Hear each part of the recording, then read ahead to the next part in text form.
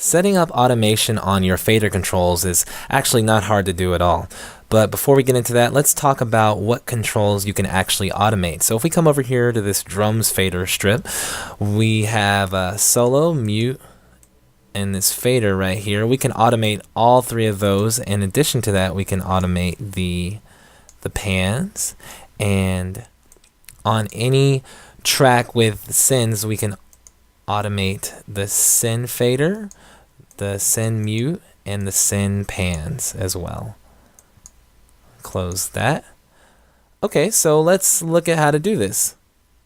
Well, if you come over here to, this is called the automation mode selector. Right now it's set to read, and so it's just reading any automation that you've previously made on the track. In our case, we haven't made any. But if we click the automation mode selector, you'll see that we have some options here. We have read, off, read, touch, latch, and write. We're going to set it to touch so that it'll only start writing when we adjust one of these controls. Now we've set up the track that we want to automate, but we need to set up the actual controls that are able to be automated.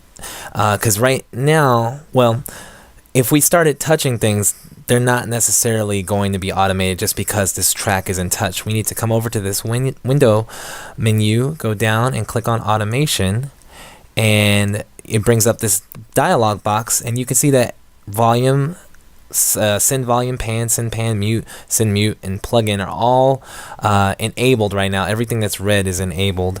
But let's say we didn't want to worry about any of these. If we inadvertently hit the pan, we don't want it to record our action. We just want it to pay attention to what we do on the volume fader. So we'll just leave volume enabled, and now we'll begin playback of the track. And whatever adjustments we make, it's recording it.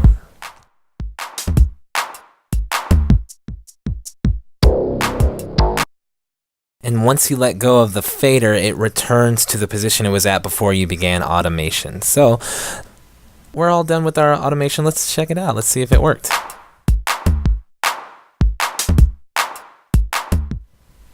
There you go. That looks like what we just did.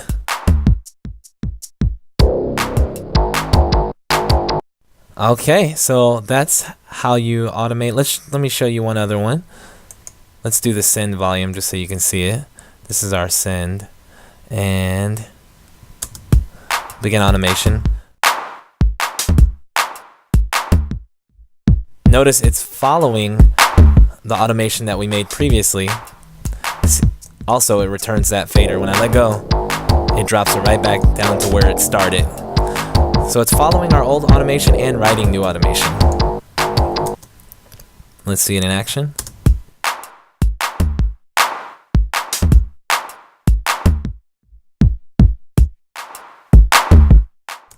Okay, now what if you want to adjust this automation? You weren't perfectly happy with what you did.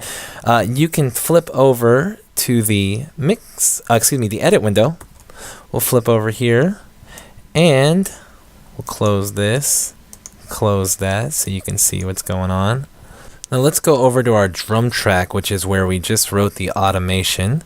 So here it is. And if we click on the track view selector, you'll see that we have several options here. We wrote volume automation, so let's look at the volume view for this track, and there it is. You'll see all of our automation. We'll zoom in. Okay, so if you want to edit any of this, these are all little breakpoints. There's a lot of them here. You can just do that or do this, you know. How about, and you can even add breakpoints that weren't there before. Hit play.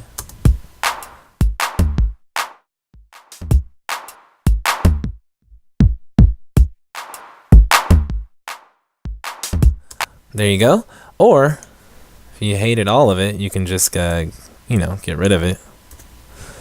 And if you hold down the option key and click on a breakpoint, it'll delete just that breakpoint. So there we go. We are back to where we started. But I'll undo that. There we go. Now let's take a look at our send automation that we did. So we go down here to send a FX because the send that we used was send a, and the effects that we automated was the level effect, and these are the breakpoints for our send automation.